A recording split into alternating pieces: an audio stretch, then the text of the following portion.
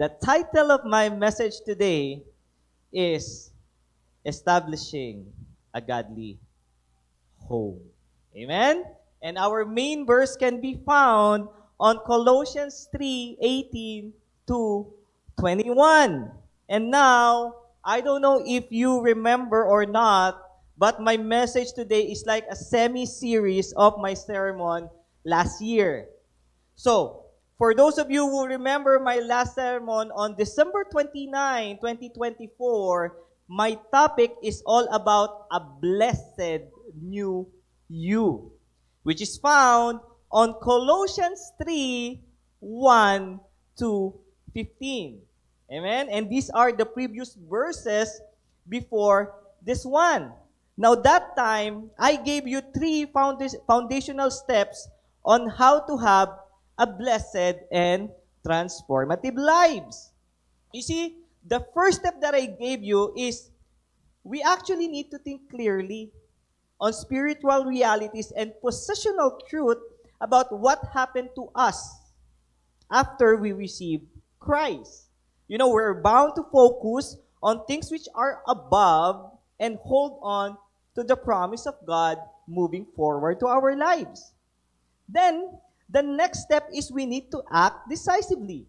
In other words, once we understand our position in Christ, we are now learning and implementing it to ourselves. We are now going through the process of sanctification, and it requires our will, determination, and everyday decision.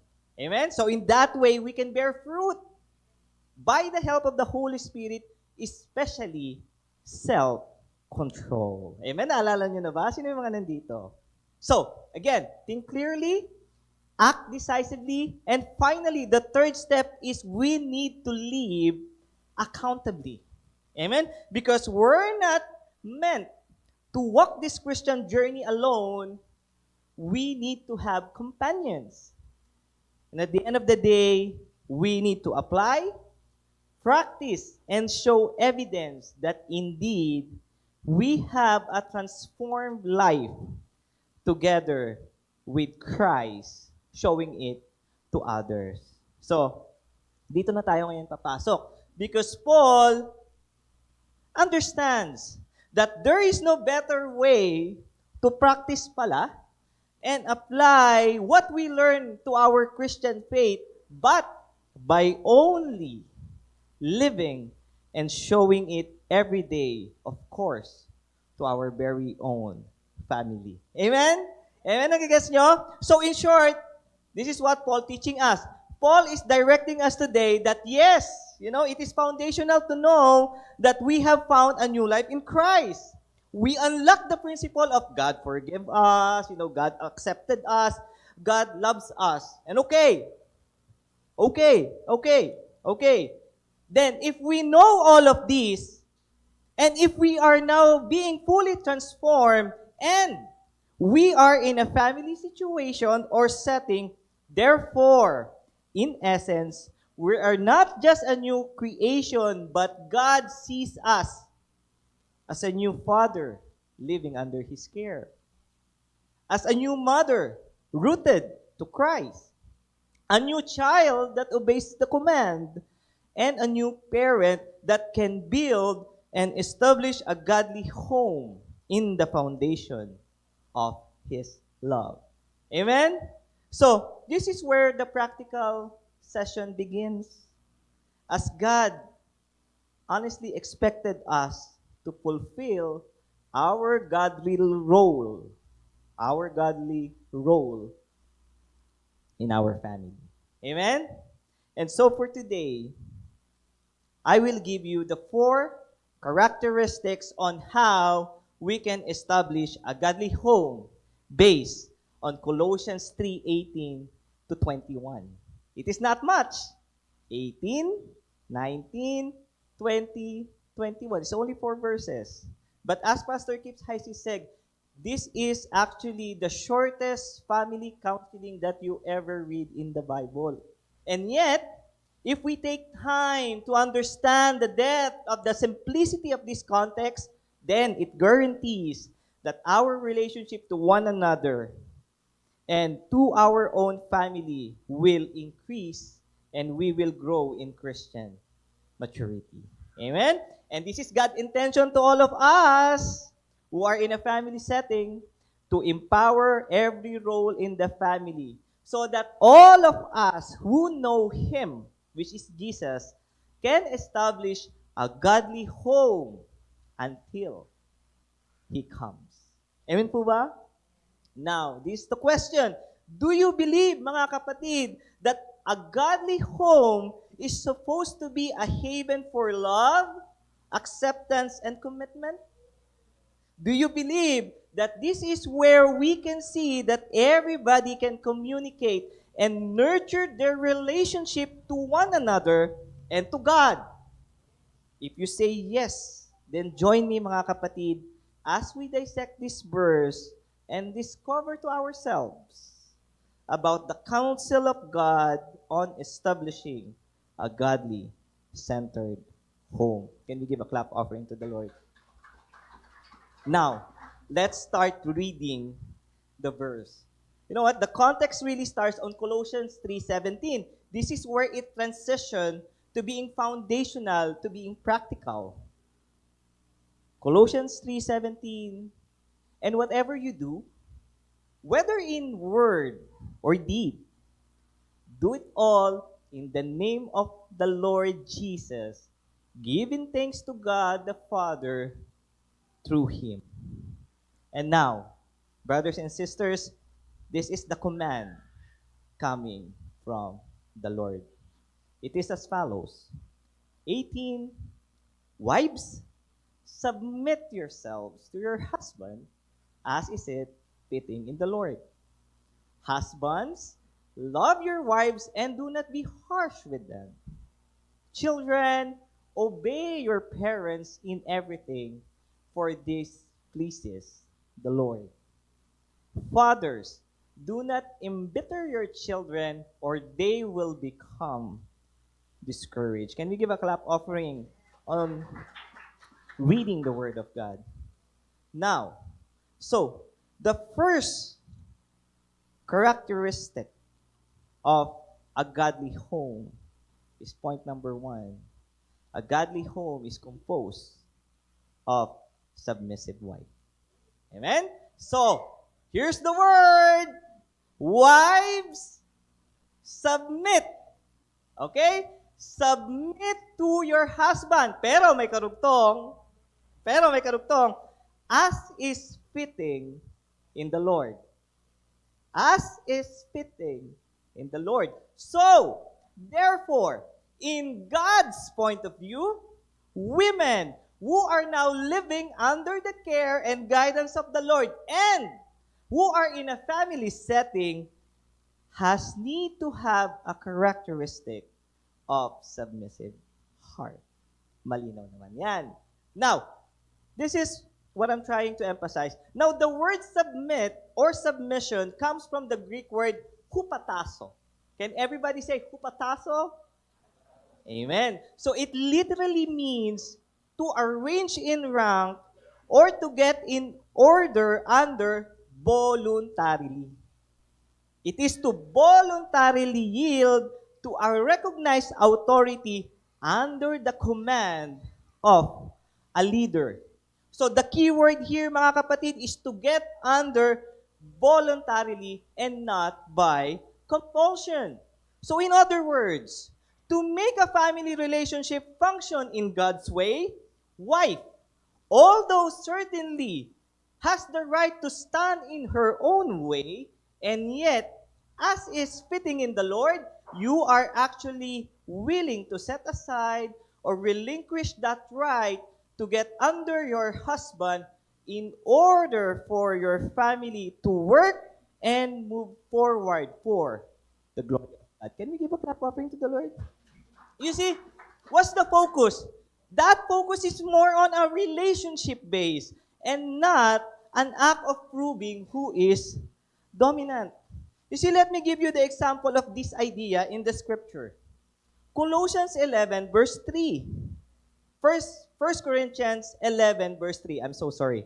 Now, but I want you to realize This is Paul. But I want you to realize that the head of every man is Christ. Can we give a clap offering to the Lord? Because we want all men. That our head is Christ. Right? And the head of the woman is man. Oh, wait a minute. I don't like it. I don't like that. I don't like that word. Hear me out. And the head of Christ is God. You see, the head of God is Christ. Now, I have a question for you. Is God the Son is inferior to God? Or is Jesus is being inferior to God the Father? No. The right answer is no. Not at all. Because we believe in triune God. Father, Son, and Holy Spirit, they are one. Correct? That is fundamental truth. But here's the point. You see, Jesus, He Himself, what did He do? He voluntarily relinquished or set aside His rights, His authority, come to this world to reach us and submit Himself voluntarily to the will of the Father in heaven, just to express His divine love for all of us. Amen. You see, Jesus set Himself the primary example that submission is not being seen of who is in control, who is superior or inferior, but submission is an act of unconditional love in order for our relationship to fix and in order for our relationship at home to be moved forward. Palakpakan na natin ang Panginoon. Are you getting it now? Amen? To function. It's all about functionality. Amen? You see, I thank God. Because the idea of submission for a wife does not mean that there is inferiority or superiority in a godly home. It doesn't mean that being submissive to your husband proves that he is smarter, better, wiser, or more intelligent than you. But the idea and purpose of God is He wants to organize the functionality and better relationship of your own marriage and family. Because someone needs to yield. Someone needs to submit to avoid chaos. And wives, I am telling you right now, this is not my word, but God. This functional responsibility was given to you by the Lord as your living testimony and evidence that truly you are indeed His followers. Are you getting the point? Amen. Now, ano pa? Hear me out. Notice that it doesn't say, wife, obey your husband. You see, this is a very different word than verse 20, that children commanded to obey their parents. The obey is hupakua. We're talking about hupataso here, which is submission. So, please, husband, take note.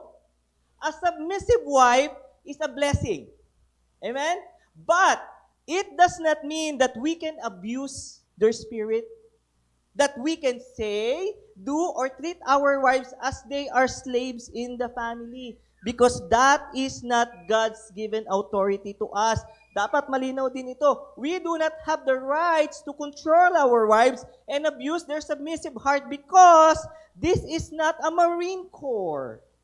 You know, Paul is talking about relational marriage, love, and commitment. So, husband, wag mo din naman i-expect na pagdating mo sa bahay, sasaluduhan ka ng asawa, yuko-yuko siya sa'yo. Hindi po ganon. Amen? Yes, we might have the authority over them in functionality, but in return to their submissive heart, we need to love them as how God loves the church. I will explain it later. Okay? Now, I hope you understand very clearly now.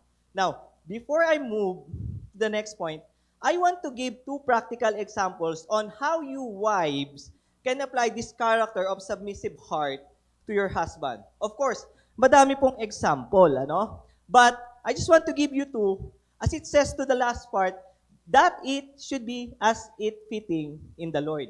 So ano ba ang fit sa character ng Panginoon? Because you need to know that. Amen? So letter A, wives, submit, and of course, be the first to follow. Amen? Because I know all Christian wives here wants their husband to be the great leader of the family. Tama? But the question is, do you really let him lead you? Are you willing to give up your right and reign voluntarily, just like what Jesus did, to make him feel he is the truly leader of the family? You see, some Christian wives do not want to be a follower of their husband's leadership. But remember, mga kapatid, leadership requires somebody in the family to voluntarily yield and follow. So, reflects God's love, be the first to follow. Amen? Number 2, wives submit, and of course, be the first to forgive. You see, wives, as a husband, we are not perfect. We are going to have mistakes after mistakes after mistakes. And mind you, as much as we want to recover and redeem ourselves on those mistakes, it is really hard to recover and lead you when we always hear negative comments and on our past mistakes coming from you. Nakakatawa pero tama. Mahirap pong makabawi at maibalik ang dignidad ng isang lalaki kung araw-araw na lang ang palaging bukang bigbig ninyo ay ang nagawa naming kamalian sa nakaraan. You see, wives, hear me out. Please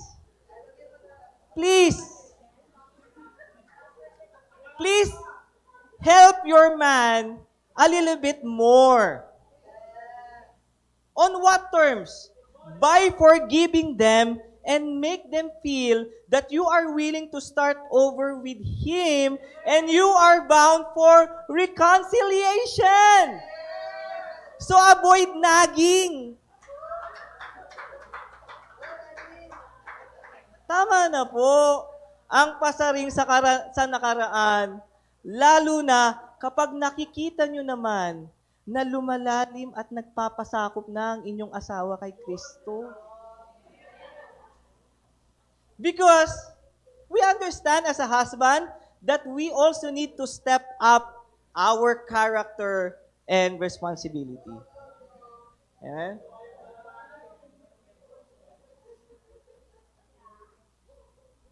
Okay. Wala to sa script. In my own personal experience. Because I see Le here. Le, if you don't know, he's a very good friend of mine. And in our first years of my marriage, we are not perfect. I am not a perfect husband. And Le saw it. But you know what?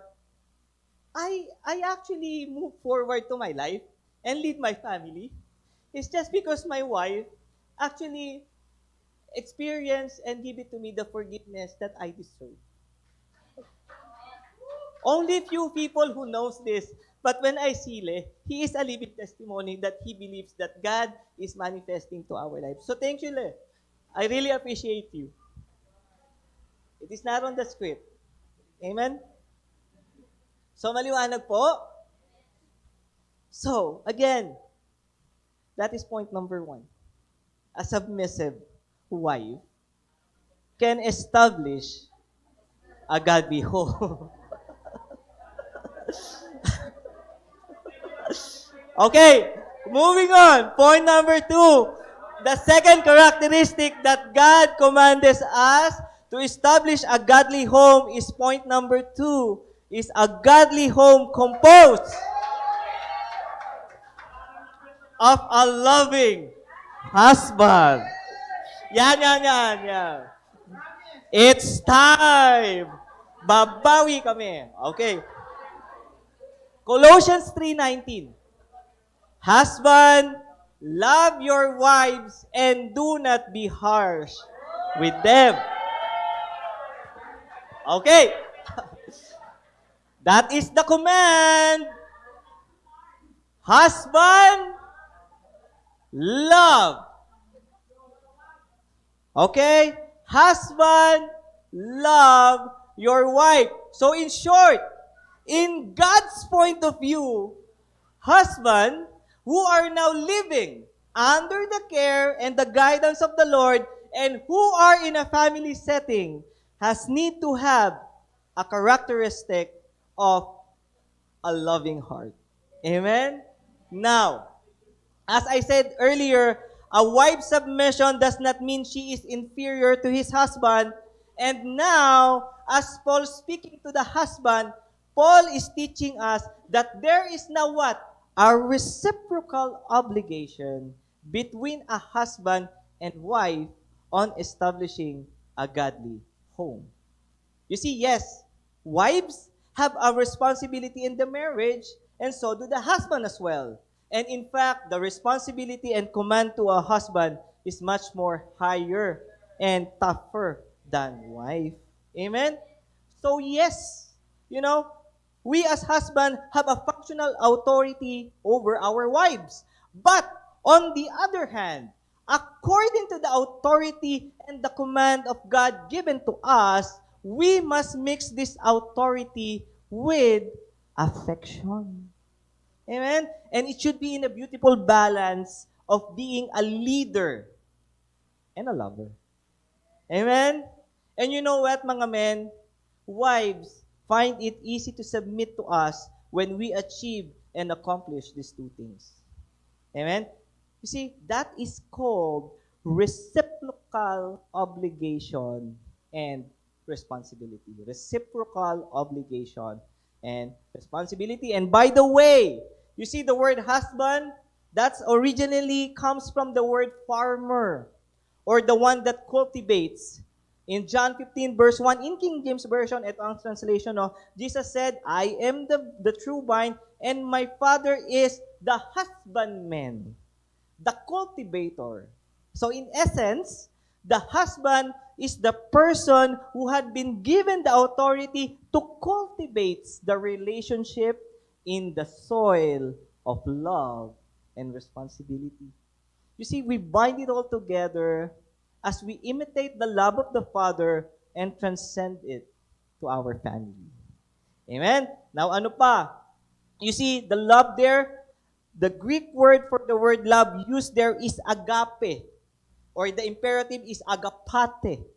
And as we know, agape love is the deepest kind of love. This is the highest quality of love that we could ever give to someone. So please listen, husband like me, take note. A husband's love should be a biblical form of love. Amen? It is not just based on a flash of emotions. It is not just based on a feeling or adrenaline. It is not just a goosebumps, It is not just a love at first sight. But it should be in a form of agape love. It means it's far more deeper than just emotion. It should never end. It should never stop. It's a love of commitment. It's a love of sacrifice. It's a love of will. A love that comes from a decision that you will be in love and love your wife until your heart stops. In short, till death do us part. Amen? Yan ang sinabi nyo sa ano. You see, that is why the correlating verse is found in Ephesians 5. Husband's love is being compared on how Jesus loves the church. Basahin natin. You see, Ephesians 5:25. Husbands, love your wives just as Christ loved the church and gave himself up for her.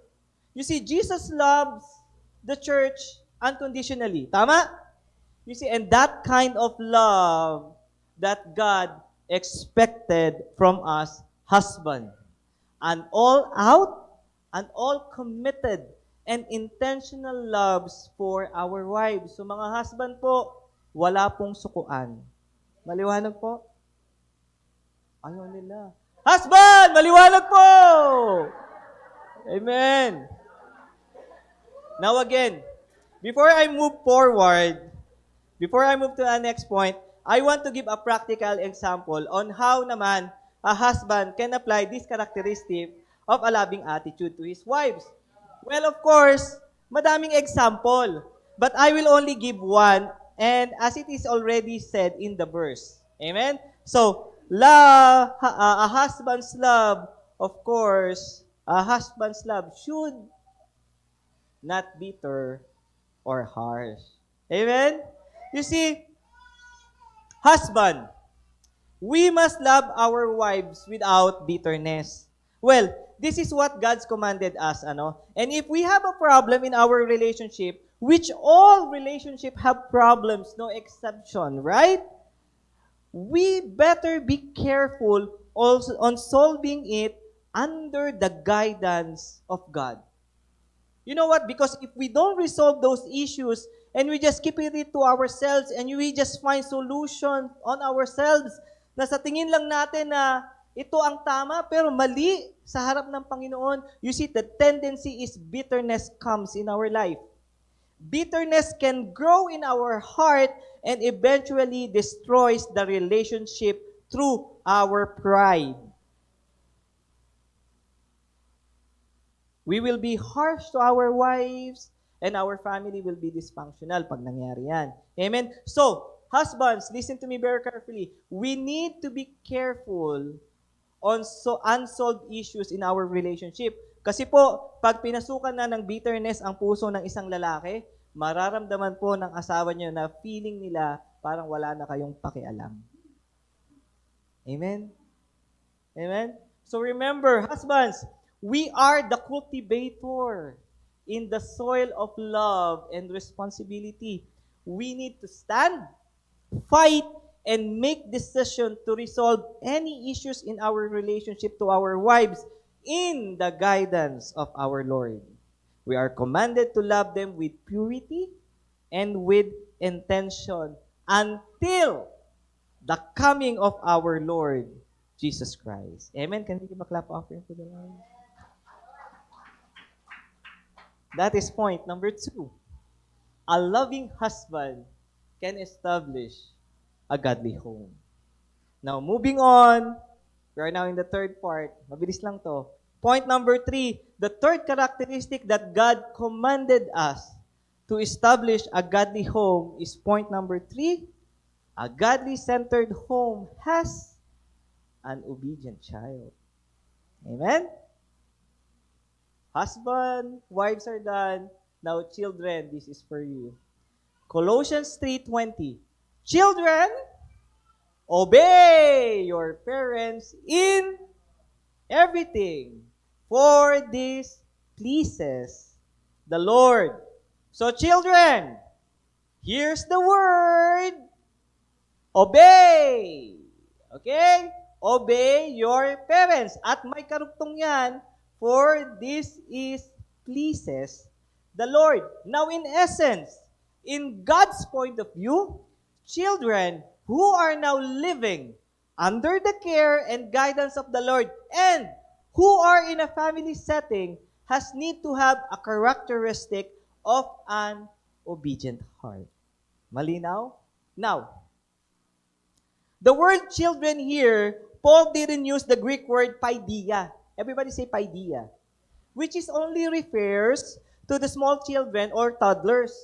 But instead, he uses the Greek word teknon. Everybody say teknon. Which means offspring.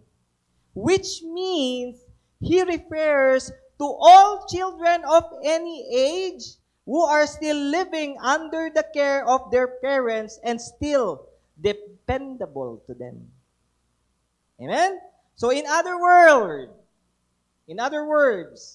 guys or gals, if you are still living at home, you might be 30 years old, working, educated, not officially married, and still living in your parents, and still under the protection and provision of your parents kasi hindi mo pa kayang tumayo mag-isa, then this command is for you. You have to obey your parents because it is pleasing to Him. In short, in God's approval, may pakialam at authority pa din ang nanay at tatay mo sa iyo. Can we give a clap offering to the Lord? You see, the Greek word for obey is, as I said earlier, hupakua. Amen? Hupakua, which means to listen under. Listen under. So literally, children of any age living still in your parents has need to listen under to them. Amen? You see, ito mahirap eh.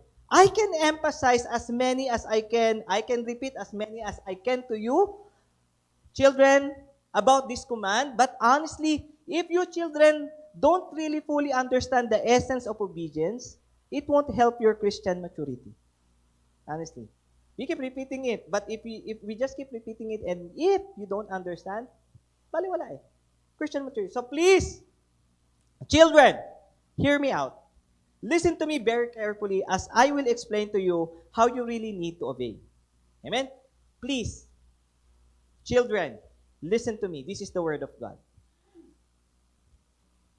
Children, you need to practice the good attitude of obeying your parents. So take the idea of obeying and elevate it with a deeper purpose that you are actually obeying and listening to your parents because you want to give honor and show respect to their lives. Amen? Because that is really the intention of God for you, to practice and apply the right attitude of obeying your parents. Because you're not just doing it under compulsion, but your attitude and intention should be rooted on giving them the highest honor and respect that they deserve. Amen? So children, kaya ka nag-o-obey sa parents mo, kaya ka nakikinig, kasi ang attitude mo ay may paggalang ka at may respeto ka sa iyong magulang. You love them, you obey them as they first show they love you. Amen? And anong tawag natin doon? That is also called reciprocal obligation. Amen? Yes, you are obeying your parents as a form of your love. And when you develop the obedience with respect and with high honor to your parents, then that kind of attitude, that is the one who pleases the Lord. Are you getting the point? Amen? You see? It's 2 verses. Exodus 20, verse 12. Honor your father and your mother so that you may live long in the land that the Lord your God is giving you. Correlating verse, Ephesians 6:1, verse 2. Children, obey your parents in the Lord, for this is right. Honor your father and mother, which is the first commandment. With what? A promise. You see, children, this is the promise of God. The enjoyment and success of your life here on earth comes not in rebellion or disobeying your parents. Success does not come in the attitude of you can do whatever you want in your life, but it comes from an attitude of honoring and respecting your parents that flows to your obedience to them. You see, that is how you can contribute to establish a godly home inside your family by obeying your parents with an attitude of honor and respect to them. Palakpakan nga po natin ang salita niya. You see, the drive force of a child's obedience comes from the attitude of honoring their parents. Amen, Daddy, Mommy, ginawa ko to kasi mahal kita eh. At nire-respeto kita eh. And I know it pleases the Lord. You see, pag ganito ang attitude ng anak mo, alam mo kapag may gusto yan, bibilin mo kahit mahal. Kahit mahirap, pag-iipunan mo. Tama? Because you feel the obedience has respect and they honor your lives. So you know what, parents? Thank the Lord if you have an obedient child to the family. Can we give a clap offering to them? Give them acknowledgement as well.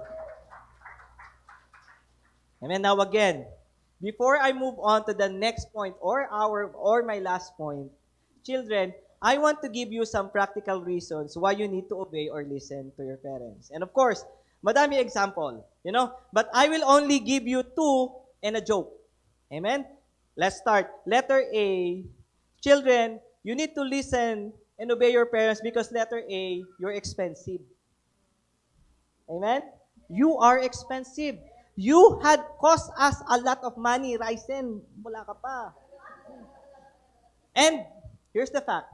According to the recent studies and estimates, raising a child in Canada until they turn 18 years old can cost around 250,000 to 300,000 each child.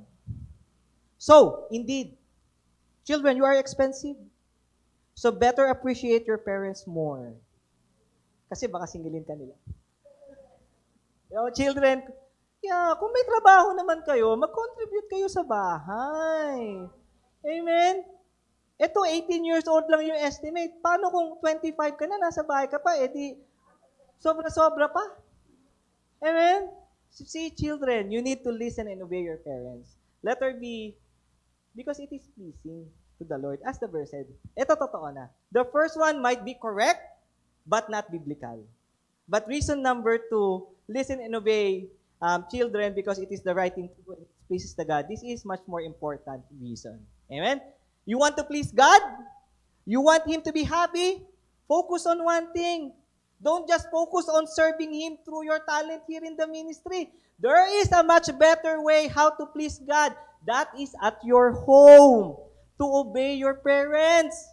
It is the right thing to do. And He will reward you for your obedience. Palakpakan niyo ang Panginoon. You see, straight to the point, guys. I know you're smart. I don't need to sugarcoat you, guys. Come on. Letter C, children, listen and obey your parents because it's foundational. Of course, it is foundational. Because if you don't practice and learn obedience at home, the tendency is you will become a rebel for the rest of your life. Because you don't want to listen under to anyone. You just want to feel good. I want to feel good. No obligation, no rules, no limits. But you see, learning obedience is foundational character that is good for your maturity. Amen? But take note, parents. You know what? It is also our responsibility to teach our children to be obedient to us. Because if we are thinking na, yung verse na yan, tama yan sinasabi ni Pastor, I hope my child will pick up a Bible and find this verse, nagkakamali po tayo. Because chances are they won't unless we will teach, we will introduce and show them the importance of obedience. You see, we have the responsibility to train them to obey, mga parents. Because if they don't learn it from us or at home, what will going to happen is when they are in school, in work, in public places, dealing with other people, they will rebel against everyone. They will treat other person without respect, and they will always feel entitled. And a breakdown in obedience at home is a birth of disoriented society. Amen? So that is why we need to make sure that they practice obedience at home habang bata pa sila. Amen? Maliwanag po? Salamat po. You see, that is point number 3. A godly home composed of an obedient child. Now, let's move forward. And this is the last. Mabilis lang siya. And the last characteristic that God commanded us to establish a godly home is point number 4. A godly-centered home has an encouraging parents. A godly home composed of an encouraging parents. Colossians 3:21, Fathers, do not embitter your children or they will become discouraged. Now, the word father here comes from the Greek word pateres. Everybody say pateres. Yes, where we actually get the word parents. So it means this command is not just for fathers alone, but it is pertaining to all Christian parents. And I want my point to end in a positive note. Kaya ang last point is encouraging parents. Mas maganda, di ba? Now, don't misquote me, mga kapatid. Baka kukunot-kunot na yung mga gaganyan-ganyan kayo sa akin. Kasi, ano ba to? Experienced parent na ba to? No. Really, I am not an expert on family counseling. That is why I lean on the Bible as well. If you're just going to me and watching me, na, hindi ako makikinig dyan, napakagaling na parent ba yan? No, do not. Because this is not my command. This is the command coming from God. And the reason why I am teaching it to you as well is because I want also to learn what is the command and counsel of God. Amen? See, don't misquote me, mga kapatid. But you see, now I realize, as what I said, when I'm studying this scripture, the hardest job of all that I experienced in Canada, out of all the work I did, and out of all the tasks that I experienced in my life, I find it that the hardest one, the task of being a parent. Everyone would agree? Sino mga parents here? Do you agree? Very big responsibility. But, you know what? Although it is challenging, in my opinion, this is my opinion, and I hope that is your opinion as well, it is still one of the best blessing I experienced from the Lord. See, being a parent, I find it that it is really fulfilling. It gives me a different purpose. It makes me braver to fight my battles. It makes me more realize how God really loves me. So I myself pala can express it to my children. You see, it is also unlock a different kind of meaning of appreciation that enables me to appreciate the life that God has been given to me. And you see, and for those reasons, I thank God for giving me the opportunity to be a parent. And I hope it is the same to all the Christian parents who are here. So here's the point, mga kapatid. In God's point of view, parents like me, who are now living under the care and guidance of the Lord, and who are in a family setting just like me, has need to fulfill the most important task of raising a child, and at the same time needs to have a characteristic of encouraging them to know the Lord. Amen. You see, and it needs a divine intervention, the grace of God, sobra-sobrang prayer, and of course, the guidance of the Lord to accomplish this very heavy task of parents. Because tatandaan po natin, mga kapatid, listen to me, parents, tatandaan po natin to. Our greatest responsibility is our children. Ang pinakamalaking pananagutan natin sa Panginoon ay hindi ang titulo mo sa iglesia, bagkus ang ating mga sariling anak at pamilya. Amen? And parents like me, you know what? This is an opportunity for us to amplify our faith and be a living example to our children. Because the reason why God gave us an opportunity to establish a family is to raise our child to be a true, transformed, God-fearing disciples of Jesus Christ. Period. Palakpakan nga po natin ang Panginoon. You see, this is the shared vision by God to a godly parent. That is really God's aspiration, purpose, and will for us. He wants to make sure that there is a clear way for our children to encounter, to experience, and to feel the love of Jesus through us to our children every day. Amen? Yes, you know what? We may not guarantee that our children will accept Jesus because it's still on their own volition. Tama? But we can do things every day. We can say things every day. We can show things every day. And we can guide our children every day to make sure that they won't turn into unbeliever as well. Amen? That is why, you know what? God gave us the authority and command to lead and encourage our children. Hindi na nga ibang children eh. Your own children. Kaya habang bata pa, turuan natin sila. And that way, they won't forget. Because our children is our living testimony that we ourselves are turning and transforming in accordance with our faith to Jesus. Amen? Kailangan may ebidensya. But sometimes, here's the problem. You know what, parents, Christian parents?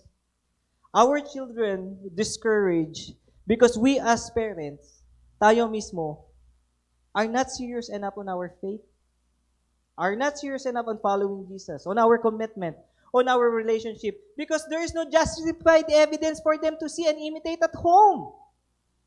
That is why the attitude of our children, they also don't value their relationship to the Lord.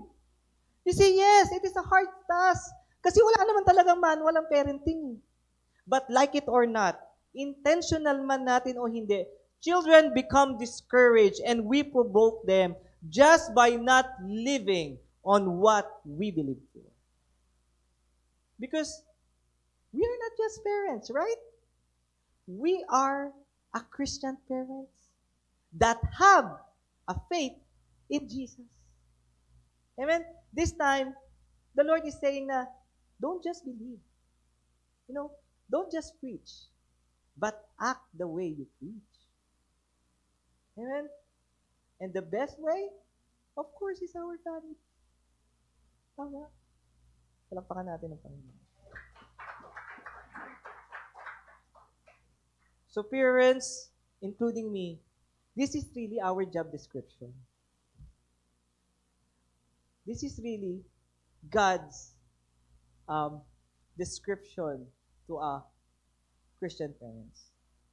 We are a partner with God in making disciples of our children.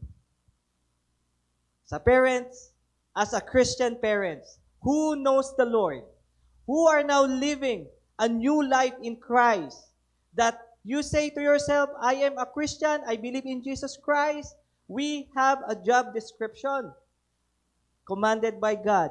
We are a partner with God in making disciples of our children. We need to be an encouragement to them so that we can lead them to Christ. Hindi po natin pwedeng iasa kay Pastor Francis ito. You see, Tribe is just making an avenue for your children to know about God. But the evidence, the practice, the application, the transformation, and the encouragement of a new life in Christ starts at home. You see, let us bear fruit by the help of the Holy Spirit. Hindi natin kaya to, parents. That is why the Holy Spirit comes to this world to help us. Amen? So that's why, ano bang silbi ng Holy Spirit? You see, the important part of the Holy Spirit to fill us up is not just those gifts, but this is what the word says. Let us bear fruit by the help of the Holy Spirit to our lives. Let us encourage our children by what? By producing love. By producing peace, patience, kindness, faithfulness, goodness, gentleness, and of course, self-control. And that starts on a godly-centered home. And would you imagine, mga kapatid, if all of us Christian parents could do that in our family? Wow. See, the body of Christ will grow bigger and larger, not just in numbers, that we can grow the quantity that produces matured and consistent Christians. Amen? Can we give a clap offering to the Lord? So again, before I end my message, I have listed some warnings for all of us parents. something that we need to be aware of. That we might be doing maybe some of these things that could lead to provoking our children to be discouraged. You know what? Of course, maraming example, But I will only give you some, and let's start with letter A. We can discourage our children through, of course, hypocrisy. When we parents say one thing and does another thing. Children are very great observers and pickers of our word and what we do. They are very sensitive to these things. And if we advise them on something, and then we show and live in a different way, it could lead them to be discouraged and angry to us. Amen? That's letter A. And letter B, we can also discourage our children through our inconsistency. This is when we treat our children differently in a similar situation. Well, of course, comes a time that we had bad moods, right? But you know what? I'm talking about here, for example, we discipline our children for saying bad words. And then the next time he did it again, we say, oh, it's okay, we brush it off. So we discipline them in a very different, various ways. That inconsistency was being noted. So what should we do? We need to practice a fair, consistent discipline to our children. Again, we need to practice a fair, consistent discipline to our children. Because if we establish these things to them, they will know their boundaries. They will know their limitation and expected punishment for their bad behaviors. Amen? Letter C and the last. And I think this is far important, for me. We can also provoke our children to be discouraged through overcommitment. Are we overcommitting our life into something? You see, when we overcommit into something more than important than our relationship to our children, it might be or it could be work, our hobby, basketball, our dreams, our ambition, our ministries. Overcommitment to these things could lead our children to be discouraged. If they feel like they are less important, or your job is more important, or your calling is more important, your time in the ministry is more important, and you don't have or find time to your children, that is not intention at all. Because if you are in a family setting, kaya ka nga nag-aim ng anak eh. Kaya nga ako nag-dream, niluhod ko sa Panginoon na magkaanak. Because God's intention for a Christian parents is to prioritize on making sure that we are committed on growing relationship with our children. Because this is where we can really show and reflect God's love. Amen. Good relationship to our partner and to our children is the clear evidence that indeed we are maturing in our faith. Amen? Maliwanag po. Palakpakan natin ang Panginoon. You see, of course, there's more like favoritism, too much criticism. If you criticize your children too much rather than encouraging them, that would discourage them as well. Overloading our children. Anong overloading? You want them to be the supermodel. You want them to be the superstar. You want them to learn swimming. You want them to, to finish college. That's good for you. Pero the purpose of God, the reason why you have the authority over them, is to make way for them to know Christ. Maganda yan. But do not overload them. But emphasize to them that there is a God. There is a God to their lives that they also need to know, to love, and to obey. And ano pa? You see, high expectations. We have a lot of high expectations to them, but we only need to give them day by day counseling, honestly. Do not over-aggressive on so much high expectation. So, these things as well discourage them. Amen? Maliwanag po? Amen? Can we give a clap offering to the Lord? So, mga kapatid, Did you learn something new today? Did you learn something new today? I hope you really learned something new today and unlock that God's intention to all of us here is to build a godly home. So here is the question: are we ready to establish a godly home to our family? Is your home is being a haven of love, acceptance, and commitment? Kapatid, if you are in a family setting right now, and you indeed, you believe, and you proclaim that you know Christ, you have been a Christian for a while, and you say you are being transformed by God, see, the Lord has commanded you. The Lord is telling you right now, it's time to build a godly home. It's time to establish a godly home. Be a submissive wife. Be a loving husband. Be an obedient child. And be an encouraging parents. Maliwanag po. So let us all build and establish a godly home in our community. And let's give honor and praise to God. Can we give a clap offering to the Lord? God bless you all. And now, can I please ask Bishop na to culminate my sermon and for the closing prayers. Praise the Lord. Thank you, Jesus. How many of you are blessed today with the message? Amen. Hallelujah. As we all stand in our feet, can I call on the music team as well? Hallelujah. I believe that the message of the Lord is very clear to us. Amen. God wants us to love Him and, of course, to love others. And number one is within our families. Amen. Hallelujah. You see, in Pastor Dwight's introduction, he said, if we are in Christ, we are a new creation. Diba? And 2 Corinthians 5:17 says, if anyone is in Christ, he is a new creation.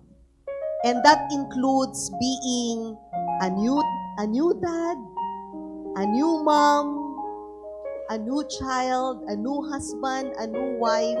When we say new, you see, we don't rely on our past mistakes. But if we are under Christ's leadership and under the leading of the Holy Spirit, we are changed by God every day. Amen? Wala namang taong hindi magbabago, lalo na kung nagpapabago tayo sa Panginoon. And today, who among us wants to be changed by God? Amen? Hallelujah. Let us pray to the Lord that He will transform our families into a godly family. Amen? Hallelujah.